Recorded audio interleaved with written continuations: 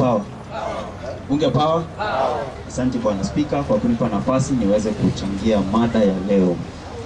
Na nimeshangaa kuona watu wengi wanakuja hapa. We are not sticking to the motion. Sijui kwa nini. Sijui kama kitu ni ngumu kuelewa. It's so simple. Sidhani tungekuja hapa kwanza ku discuss individuals, but sasa sisi tumeenda that direction, tutaenda tu. Thank you Bwana Clark. Nimeona umejaribu kufanya kazi nzuri kutuelekeza. So I'll try to stick to the motion first of all before pia mimi nitetee timu yangu juu nimeona kila mtu akikuja anatetea timu yake. So now to the motion. Who are voters? Hizo ni vitu rahisi, wameeleza hapa who is a voter. The problem we have as Kenyans ni sisi wananchi ndio shida yetu. Sisi ndio tunachagua wa viongozi, after 2 months tunatoka kwa barabara tukisema so and so must go. Huyu mwenye hapo sahihi akitoka, tuchague mwingine. Trust me, haitawachukua more than 3 months before tena mtoka kwa barabara mwanze so and so must go. We have a reputation as a country. Wakati Mwai Kibaki, today tunasema yeye is the best president. Angalia wakati election yake ilikuwa 2007. Tulimpigia kura. Watu walipigia Mwai Kibaki kura. Lakini today tunasema Mwai Kibaki was the best president.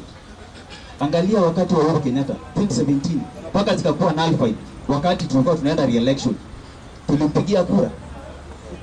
Mbona zilikuwa nullified? Kwa sababu koti iliona kwamba kulikuwa na issues kwa re-election yake. So every other president akona shida ya kuenda kwa re-elected.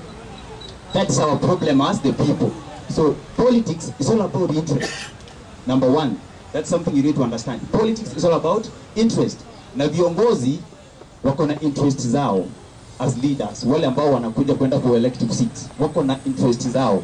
It's time as Kenyans we also have our interests put first. When we put our interests first as the people, utapata kwamba ni rahisi sana kuchagua kiongozi ambaye atatufanyia kazi. What are our interests as the people? Healthcare, good education, mambo ya infrastructure, agriculture. Hizo ndizo interests zetu kama wananchi. Tunataka development. Munaelewa? So when we focus on these issues, our interest, issues za development, utapata kwamba ni rahisi kuchagua kiongozi ambaye atatufanyia kazi. Tuache mambo ya it's time we move past tribal politics.